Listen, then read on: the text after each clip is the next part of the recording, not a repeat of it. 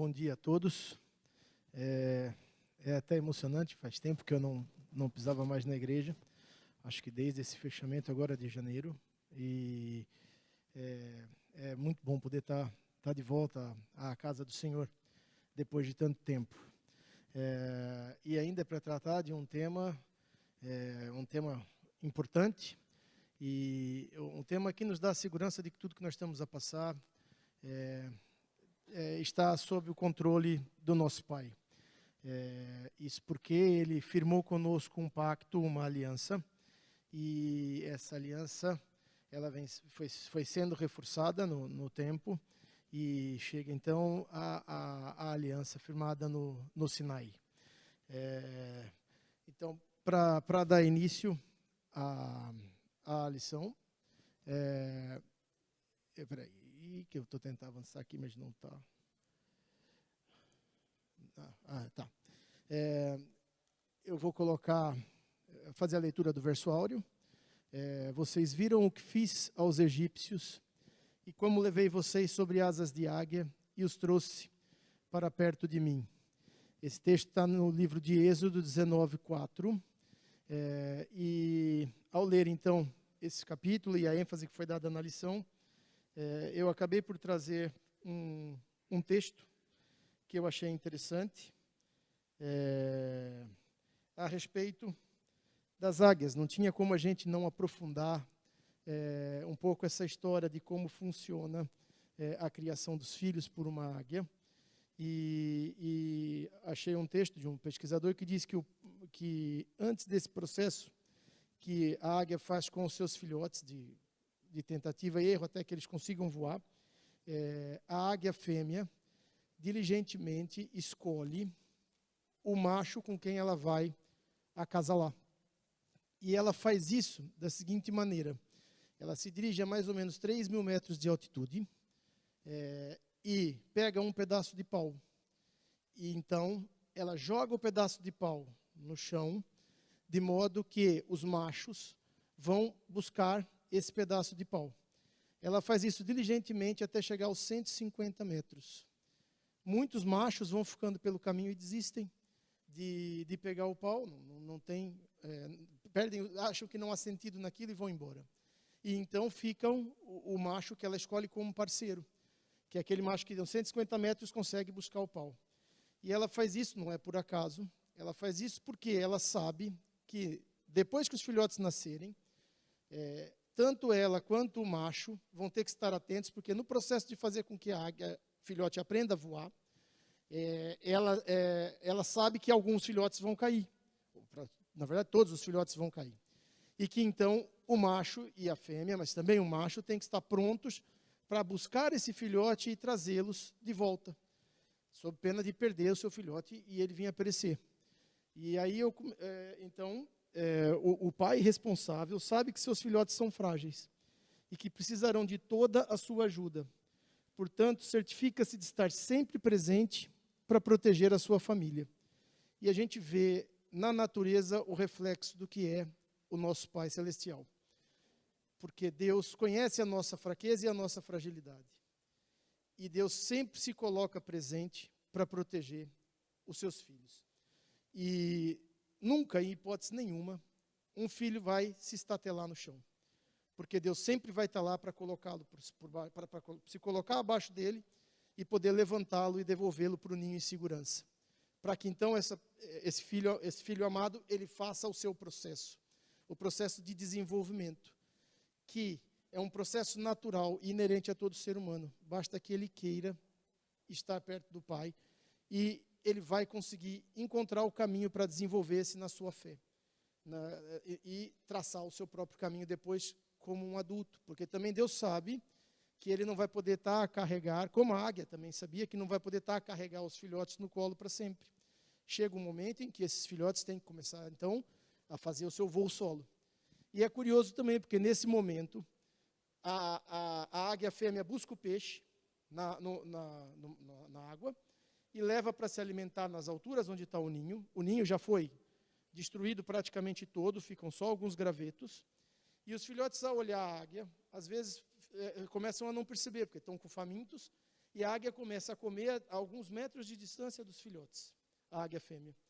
E aí os filhotes, então, não entendem, não conseguem perceber o que está acontecendo.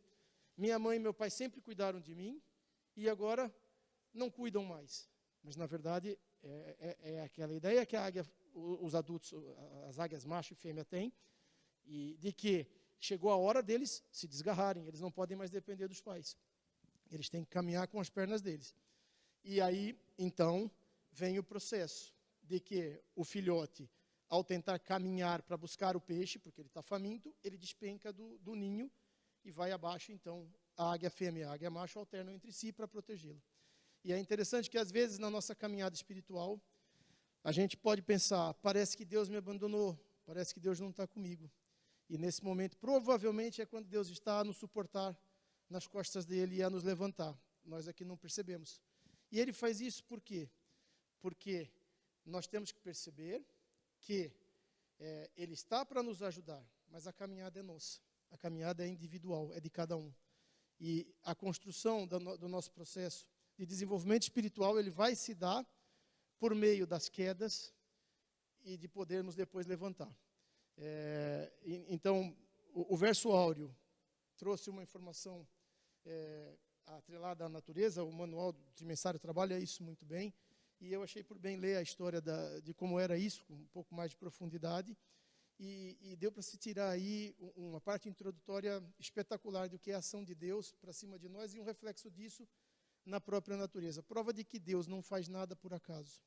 Cada espécie, cada animal, cada ser vivente tem a sua função na Terra, tem o seu papel e reflete um pouco do caráter santo, divino e amoroso do nosso Pai. E esse caráter de Deus, esse amor que Deus tem por nós, vai culminar num pacto, numa aliança, para que possa resgatar todos os filhos do pecado que assola todos nós. Portanto, aqui é um resumo, até eu sempre uso o Infolição, que é um material que é feito pela Igreja Adventista, por um grupo da Igreja Adventista, e então ele coloca aquilo que a gente tinha conversado, os métodos que a águia usa para ensinar a sua cria a voar. Nessa passagem, o começo da aliança também mostra o seguinte: quando Deus fala isso no Êxodo, ele está a dizer que o povo de Israel, por muito tempo, ficou trancado no seu ninho, que era o Egito. Não era um ninho tanto de amor e de carinho, mas é uma espécie de lugar onde o povo de Israel ficou preso durante alguns anos, até que então Deus, por meio de Moisés, iniciou o caminho da libertação desse povo, do povo de Israel, para chegar à terra prometida, a Canaã. E então, Moisés inicia o processo de saída do Egito e Deus fala ao povo de Israel: não temam, não se preocupem, porque eu estou com vocês. Eu estou com vocês e vou tirá-los daqui. Vou tirá-los, mas vou cuidar de vocês. Então, em Êxodo, a gente tem o capítulo 32, no verso 11 de Deuteronômio. Eu vou usar a Bíblia digital, que eu não gosto, mas é mais rápida, porque eu não consigo manusear a Bíblia de papel e ter tempo de ler todos os versos que eu gostaria de ler.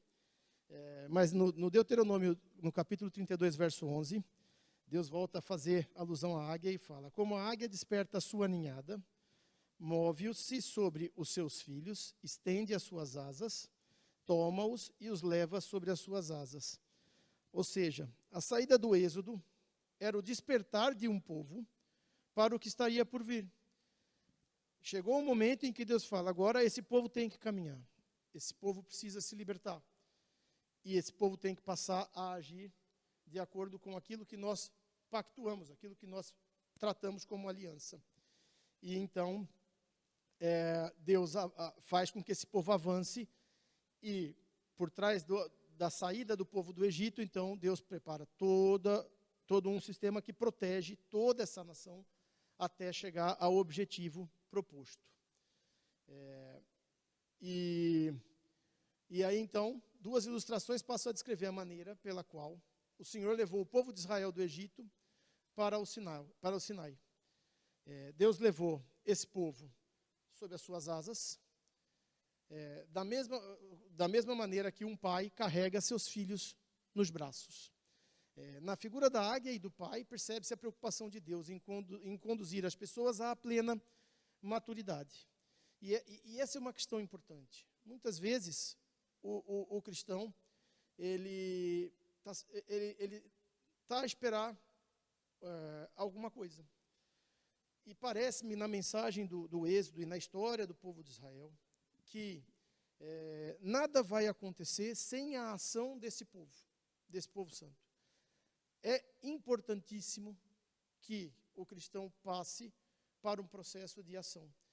A fase de preparação é muito importante, conhecer a palavra, conhecer Deus, toda a formação espiritual que, graças a Deus, nós temos na Igreja Adventista, uma estrutura feita para isso, para ensinar os membros da sua igreja a se prepararem espiritualmente para caminhar, nessa caminhada até a volta de Jesus. Mas isso é a preparação que, por amor de Deus, foi dado, porque nós sabemos que tudo isso é ação de Deus, tudo que há aqui, tudo que a gente tem, toda essa estrutura que nós conseguimos, os materiais que nós temos, tudo é feito por meio do amor de Deus, que faz com que isso chegue até nós por pessoas.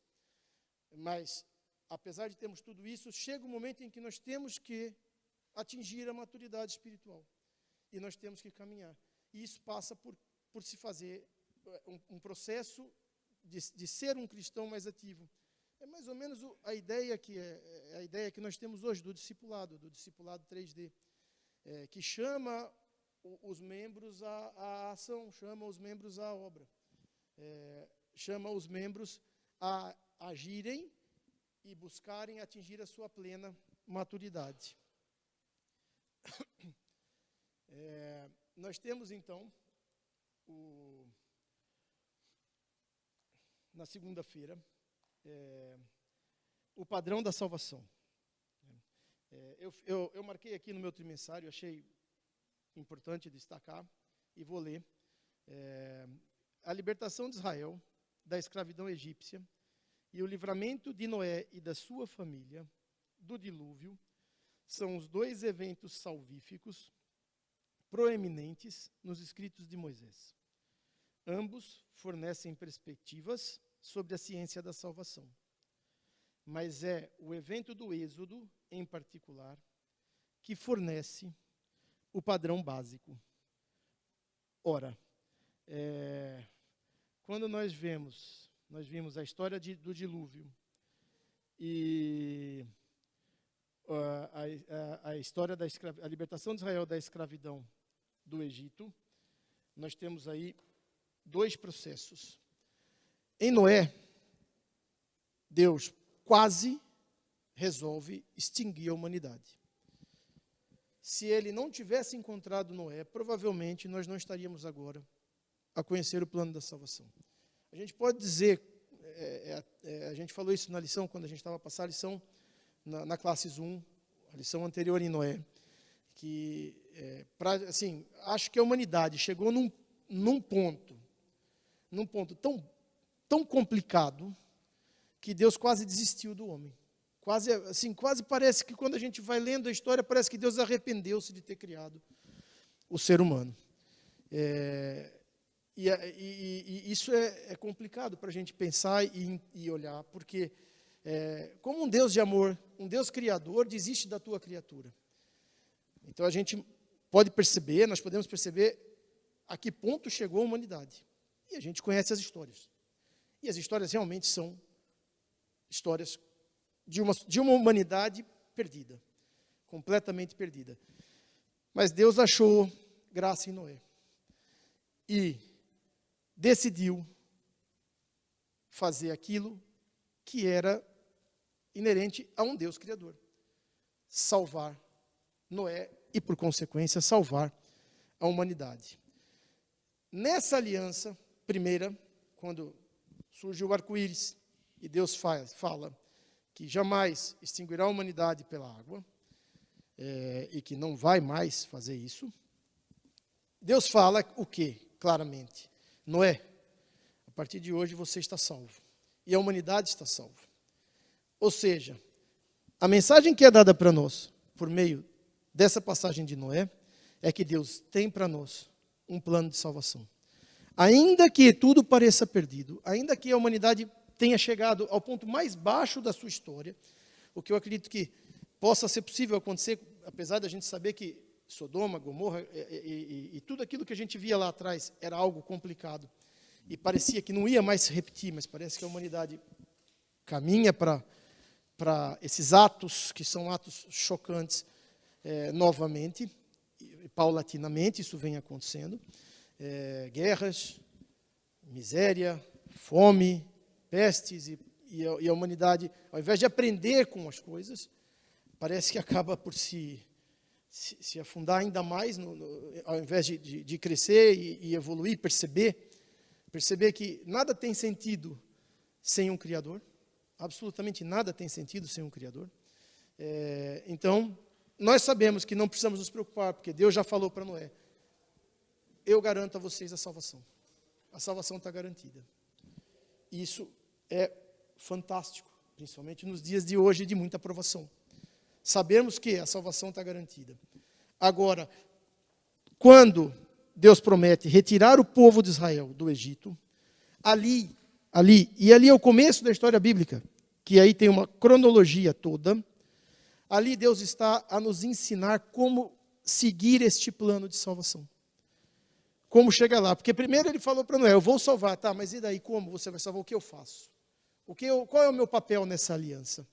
E aí então é que Deus começa ali a traçar como vai funcionar esse plano da salvação.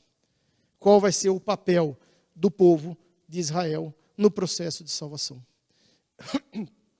Portanto, Moisés e seu povo, ao serem libertos do Egito, são libertos sob condições.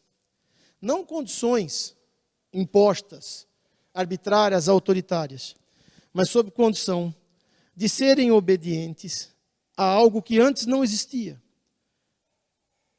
Existia no intelecto, mas não existia, vamos dizer assim, é como no direito. Você tem os princípios morais, padrões morais e os hábitos e costumes, em que a sociedade, pela própria natureza daquela sociedade, segue hábitos. Mas não havia a positivação do direito. A lei não está positivada, não está escrita. Até que surge um momento em que o parlamento, a assembleia, normalmente, decide fazer uma lei formal para que ela seja cumprida e seguida pelo direito material. Muitas vezes a moral, usos e costumes acaba por positivar uma determinada lei. E então, no Sinai, Deus traz para o povo o que seria a positivação da sua lei. Seriam os 10 mandamentos. Os 10 mandamentos, o que estava ali escrito, já era de conhecimento do povo de Israel. Sobretudo, a adoração a um Deus único e a existência de um único Deus. Noé já sabia que Deus era um só. E quem era Deus? Noé já conhecia isso, mas não tinha as tábuas da lei. Contudo, no Sinai, é feito um pacto com aquele povo. E é então escrito os 10 mandamentos e também todas as leis que vão reger o povo de Israel, que regem o povo de Israel até hoje. Essas leis, esse pacto, vai fazer o quê? Vai criar restrições, proibições? Não. Essa lei, na verdade, é uma lei libertadora. Ela só faz regular a relação entre os homens com os homens e entre os homens com Deus. Para quê? Para que Israel cumprisse a sua missão na aliança. E qual seria essa missão? Qual é a missão de Israel, do povo de Israel? A missão seria ser o embaixador de Deus na terra. Refletir o caráter e a moral de Deus para as pessoas que não conheciam. Por quê? Porque esse povo tinha a missão de levar o caráter de Deus, de mostrar quem era Deus para as pessoas que não eram judeus. Isso hoje está para quem? Para os remanescentes. Para mim parece muito claro isso, na leitura da lição, que essa missão agora está com os remanescentes. E assim, é tanta leitura que eu não lembro de onde foi, se foi no trimensário, se foi no apoio do dinamizador, e também vou passar a ideia, porque eu não decoro nada, minha cabeça para decorar acabou-se. Não consigo decorar mais nada a sério. Mas assim, a lição chama a atenção, porque o cristianismo foi construído de judeus, isso não há dúvida, eles eram judeus que se tornaram cristãos. Basta ver Paulo, Pedro, basta olhar os apóstolos, basta olhar a igreja primitiva. Essa igreja foi composta também, depois, de gentios, de estrangeiros, daqueles que não eram judeus. E a gente sabe que a salvação é universal. O povo de Israel parecia, no momento quando a gente começa a ler o Antigo Testamento, a gente pensa, na história do Antigo Testamento, que você vai a ler todo o processo de Deus, a gente pensa o quê? A salvação é para esse povo, de Deus, povo judeu. E aí você percebe que não é por aí. A salvação é para todos. E sempre foi para todos. E realmente, porque o pacto, a aliança da salvação foi feita em Noé quando não existia hebreu. E não existia povo de Israel ainda. A gente não tinha povo de Israel. E só Noé foi salvo. E não era ainda uma nação. Não era uma nação formalmente constituída. Noé é antecessor a Abraão. Então, Noé não era ainda descendente de Abraão, nem poderia ser, jamais. Isso mostra o quê? A salvação é para todos, não só para quem é de Israel.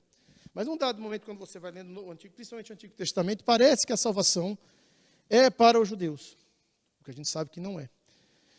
E aí o autor fala assim, todo cristão, boa parte dos cristãos da igreja primitiva eram judeus.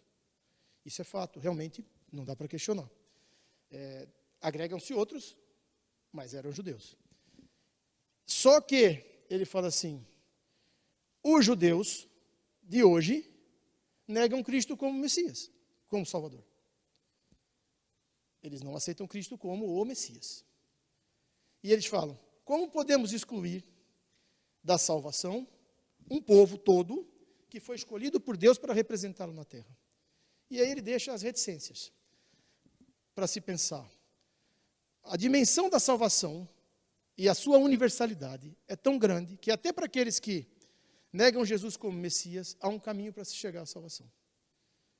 E a gente sabe que Paulo diz, isso me gerou uma confusão na cabeça brutal, porque a gente estuda a justificação pela fé. A justificação pela fé em quem? Pela fé em Jesus. A justificação pela fé em Jesus. E o autor, ele vai dar essa volta, eu acho que está no trimensário isso, ele vai dar essa volta para dizer assim, não dá para se julgar o povo judeu. Por quê? Porque ele foi escolhido de Deus para representá-lo na terra. Ele foi escolhido. E os judeus, na verdade, significam o quê? Significam todo o modelo, todo o retrato que a gente tem da história, do plano da salvação de Deus para nós. Passando-se por tudo, tanto pelo êxodo no Egito, como pelo cativeiro na Babilônia. E a gente só tem as mensagens de Daniel, e a gente só tem as mensagens do Apocalipse, porque o povo hebreu esteve lá. Um povo de dura serviço, nós sabemos, um povo que descumpria o pacto, desobedecia, e a lição trata isso, a questão da desobediência. Deus pede sempre pela obediência, mas infelizmente o povo de Israel perdia-se no caminho. Com falsas adorações, falsos deuses, falsos ídolos, algumas vezes por eles mesmos fazerem, outras vezes porque, até por força de estarem presos no Egito por tantos anos, depois cativos na Babilônia por tantos anos, acabam por se aculturar e perderem o traço da sua cultura. Esdras e Neemias mostram isso claramente. Era um povo que precisava de tradução para entender a língua hebreia, porque eles trabalhavam com o aramaico, que era a língua da Babilônia. Então, muitos da nova geração já não sabiam mais ler o hebreu, compreendiam apenas o aramaico. Mas a gente sabe, estudamos Esdras e Neemias há algum tempo, sobre o que aconteceu. Por força de toda aquela comunidade, a mensagem de reavivamento chegou a todos. Chegou a todos e Jerusalém foi novamente habitada.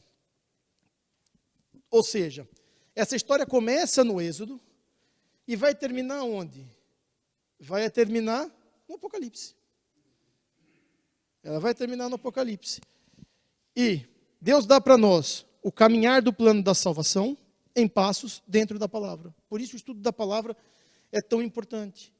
E o estudo atento, o estudo com reflexão, ele é muito importante, porque ali estão os caminhos do plano que Deus traçou para nós, o padrão de salvação. O padrão de salvação está escrito desde o Êxodo até a passagem para o Apocalipse.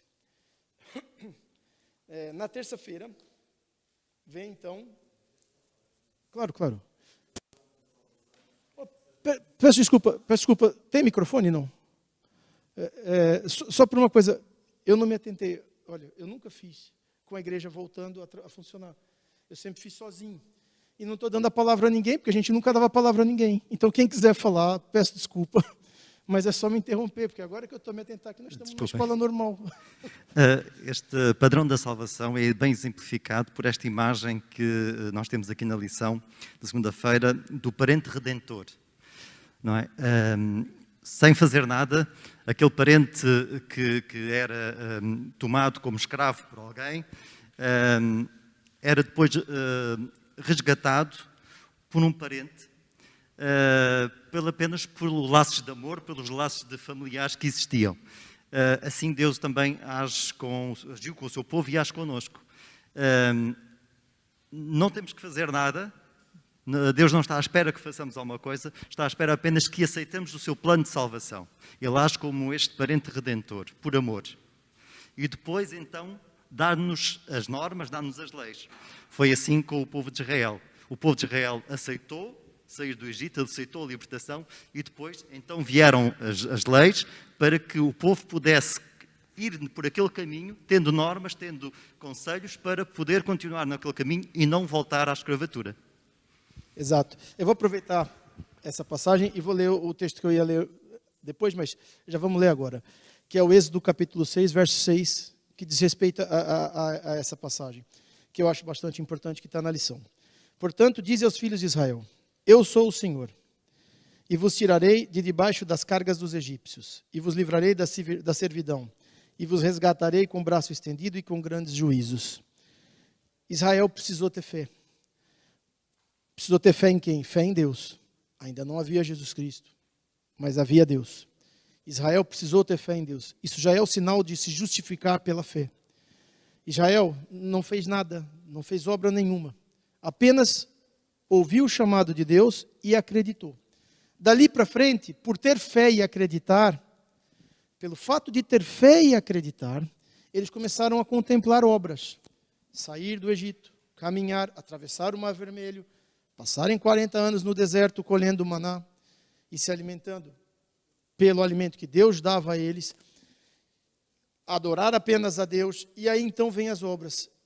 E essa é a grande ideia. A fé é que move a pessoa para que ela realize as obras. É um pouquinho para frente, eu acho, esse tema, mas eu já aproveitei o gancho. Tal e qual. Por isso que é o desenho da salvação. A gente às vezes olha o Velho Testamento e pensa, mas isso não se aplica mais. E a coisa não é assim.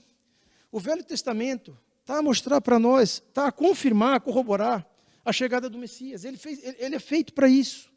O Velho Testamento é escrito para mostrar claramente quem é o Messias e que Jesus seria o Messias, para que a gente não tivesse nenhuma dúvida.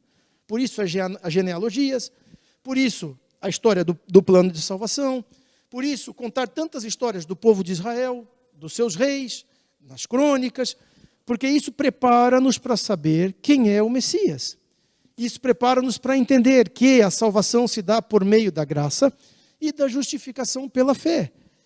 Por que a gente sabe que justifica-se pela fé? Porque antes de existir Jesus, antes de Paulo montar toda a sua doutrina de justificação pela fé, lá atrás, o povo de Israel, sem conhecer absolutamente nada disso, nem Paulo, nem Jesus, nem nada, justificou-se pela fé, nessa hipótese, pela fé em Deus. E a maior prova disso é que eles foram libertos de algo que era impensável acontecer. Então nós só temos dois caminhos.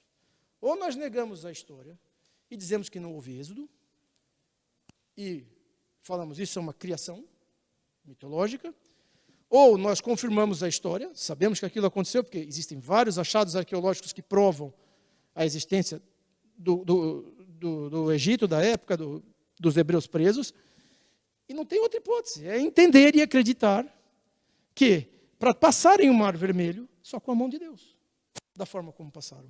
Outra hipótese. Não há outra. E eu já vi materiais em que tentam explicar esses milagres de Deus, do ponto de vista científico, e explicar como foi possível abrir aquela passagem do mar, e tentam dar todo tipo de explicação possível. Não interessa, ainda que seja físico, científico, para acontecer naquele momento, daquela forma como aconteceu, só pode ter acontecido por força divina, pela ação de Deus. Então, assim, isso tudo acontece por causa de uma aliança firmada com esse povo. Tudo acontece pela aliança. E o importante é a gente perceber que o Antigo Testamento está todo ligado ao Novo Testamento. Praticamente todo ligado ao Novo Testamento. Preparando-nos para ter a certeza daquilo que nós queremos, da nossa fé. Então, a aliança no Sinai, Êxodo 19 a 24, essa foi uma leitura que foi feita, eu acho até curioso que o trimensário falava assim, nem que você não leia todos os capítulos, preste atenção na ordem cronológica. Eu acho que ele fala isso no afiliado do dinamizador. Mas tinha a leitura do Êxodo 19 a 24. Mas aqui é uma boa síntese, principalmente sobre o Êxodo 19. No Êxodo, no capítulo 19, versos 3 a 6, há então a proposta da aliança. Deus faz a proposta da aliança. No capítulo, nos versos 7 a 8, nós temos a resposta à aliança. A aceitação do povo à aliança que é proposta. Vou tirá-los do jugo do Egito, vocês têm que acreditar em mim, e vou protegê-los e vocês vão deixar o Egito. Então, o povo hebreu aceita a proposta de Deus e parte para sair do exílio. Depois é feita a proclamação da aliança, a lei, os textos da lei. Nós temos, isso são os versos 1 a 17, o intercessor da aliança, Moisés, fala em nome de Deus. Várias vezes no Sinai, Deus fala, pegue, Moisés, venha você, mas não traga o povo, deixe o povo lá embaixo. E o povo não foi curioso, não subiu e esperou, de maneira obediente, até Moisés regressar com as orientações de Deus. O Êxodo no capítulo 20, dos versos 22 até o capítulo 23, no verso 22, ele traz os princípios da aliança, as bases principiológicas do que formaria a aliança, ou seja, a estrutura dessa aliança, como isso deveria funcionar, e o Êxodo 24, do 1 a 18, tem a confirmação da aliança. Ou seja, é quase que fosse a assinatura daquele pacto. A aliança é confirmada e aí a execução dessa aliança. A aliança ela não é nada senão uma aliança de salvação que o Senhor oferece à humanidade decaída. Deuteronômios 29, 10 a 13, esse eu gostaria de ler com vocês. Os versos 10 a 13 do capítulo 29 de Deuteronômios. Então, é falado, vós todos estáis hoje perante o Senhor vosso Deus. Os capitães de vossas tribos, vossos anciãos e os vossos oficiais, todos os homens de Israel, os vossos meninos, as vossas mulheres e o estrangeiro que está no meio do vosso arraial, desde o rachador da vossa lenha até ao tirador da vossa água, para entrardes na aliança do Senhor teu Deus e no seu juramento que o Senhor teu Deus hoje faz convosco, para que hoje te confirme por seu povo e ele te seja por Deus, como te tem dito e como jurou a teus pais, Abraão, Isaque e Jacó. É curioso, quando eu li esse verso, mais uma vez eu fui perceber, não estava ali só, vamos dizer assim, a cúpula de Israel. Não estava ali só as famílias do povo de Israel, mas estavam também estrangeiros, provavelmente trabalhadores, o rachador da vossa lenha, o tirador da vossa água, pessoas que não pertenciam àquele povo. Mas, em momento algum, Deus falou o quê? Para entrardes, povo de Israel. Não. Ali estava Deus a dizer, para entrardes todos. que estão aqui, todos que caminham com vocês. Mais uma vez mostra o aspecto universal da aliança, já em Deuteronômio, já nos textos mosaicos. Nos escritos de Moisés, a gente já percebe a universalidade da salvação, quando a gente começa a olhar os pormenores e os detalhes das passagens. E a inclusão desses terceiros no pacto da aliança que foi firmada lá atrás. Então, seguindo, nós temos aqui na quarta-feira o capítulo Deus e Israel. Nós temos mais uma vez aqui a leitura de Êxodo 19, 5 e 6. E eu fiz um destaque também no trimensário. Nesses versículos, o Senhor propõe a sua aliança com os filhos de Israel. Os versículos 5 e 6 de Êxodo. Num certo sentido, o Senhor os tenha chamado. Esse chamado não lhes é automaticamente concedido sem a escolha por parte deles. E grifei isso porque essa informação é fundamental. Deus chama a todos. Deus chama a todos, isso não há dúvida. O chamado é para todos. Mas a escolha é de cada um. E quando ele coloca essa passagem de Êxodo 5 e 6 mostra claramente que eu tenho que escolher aceitar o chamado de Deus. Se eu assim não fizer, não participarei desse pacto. Não tem hipótese de participar. A escolha é minha, participar desse pacto.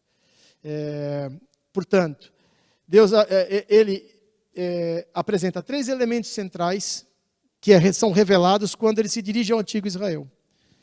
O tesouro pessoal, que são os escolhidos por Deus. Deus escolheu aquele povo que é um tesouro escolhido por Deus. Ou seja, ao escolhê-los, faz-los uma nação santa, é uma nação santificada, separados por Deus, e que estão preparados para fazer um reino sacerdotal, de modo que sejam enviados por Deus como sacerdotes para o reino, para mostrar às pessoas o que seria o reino na terra, que seria uma ideia do reino celestial, daquilo que estaria por vir. Deus buscava elevar a nação de Israel a um nível espiritual, intelectual e moral, que a tornaria a maravilha do mundo antigo.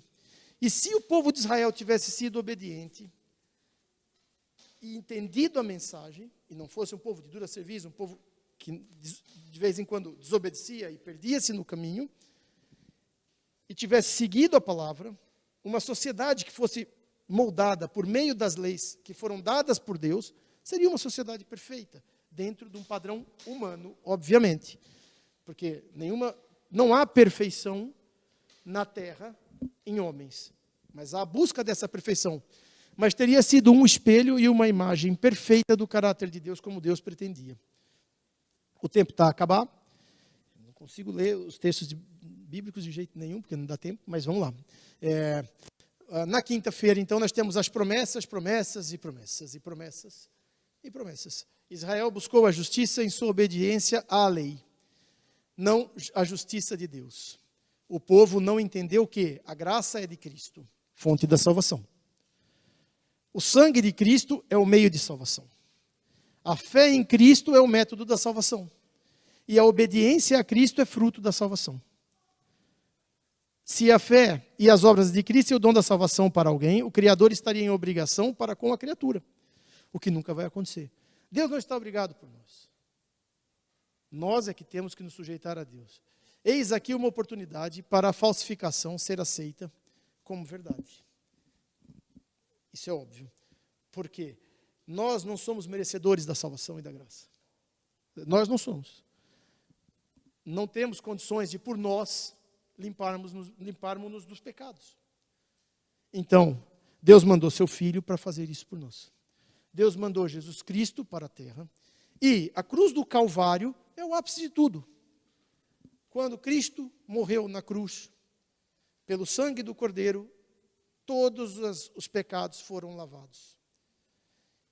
Tudo ficou embranquiçado. Portanto, essa mensagem é importantíssima. É percebermos que tudo que fizermos, por mais que sejamos as melhores pessoas do mundo, nada disso terá significado e valor se não foi feito por fé em Jesus Cristo. Se não foi feito em nome de Jesus Cristo. E aí entra a questão tão cara que a gente trabalha da exaltação própria. O homem não deve fazer a sua própria exaltação. O homem tem que estar sempre a trabalhar na obra, de joelhos, humildemente e agradecendo todos os dias por poder fazer. E agradecendo a quem? Agradecendo ao Pai, agradecendo a Deus, ao Criador, que nos deu saúde, força, discernimento, capacidade para poder executar as nossas obras. Cada um com o seu dom, cada um com a sua habilidade. Mas Deus nos deu isso. E fazer isso não vai nos levar à salvação. Mas fazer isso porque eu acredito em Jesus Cristo, Filho de Deus, que veio aqui e morreu por mim. Fazer isso porque eu sei que tem um Deus Criador que está a cuidar de mim, a zelar por mim e que traçou um plano de salvação para mim. Então eu sei que fazer isso é o que Ele espera que eu faça e é o que a minha natureza como ser humano e cristão deve me levar a fazer. Isso sim pode me levar ao caminho da salvação, porque esse é o plano que Deus traçou para mim, que deixou claro nas passagens. Claro e evidente. Ele só me pede o quê? A obediência. Mas a obediência não pode ser um mero formalismo. Um mero formalismo. E aí a gente tem que ter um cuidado muito grande. Porque muita gente fala, existe um certo legalismo em tais coisas. E atenção, a lei existe para mostrar o pecado. Se não houvesse lei, não havia pecado. E isso é pacífico e tranquilo. As leis vieram para mostrar o pecado. Portanto, as leis são importantíssimas, porque se as leis mostram onde está o pecado, lá eu não quero estar. Então, não é uma questão de ser legalista, mas é uma questão de ouvir o que Deus me escreveu, me falou, saber que Deus quer o melhor para mim e obedecê-lo. E obedecer a Deus. Não por legalismo, mas por fé também. Porque eu sei que Ele escreveu aquilo ali para o meu bem. Agora, isso não significa que eu devo olhar para a lei e falar, vou fazer isso porque eu tenho medo de Deus, e assim, se eu seguir tudo que está aqui, eu serei salvo. Não, não será. Não será se você não tiver a verdadeira fé no Messias, no Salvador, em Jesus Cristo. Então, é importante a gente obedecer à lei para estarmos afastados do pecado, mas é importante sabermos que a salvação vem pela fé em Jesus, não só pelo cumprimento da lei. Eu acho que meu tempo acabou. Agradeço a todos. Peço desculpa que eu estou me sintonizando ainda. É a primeira vez depois que a igreja voltou. Não abri muita palavra, mas da próxima vez eu vou ter mais atenção a isso. Um bom sábado a todos.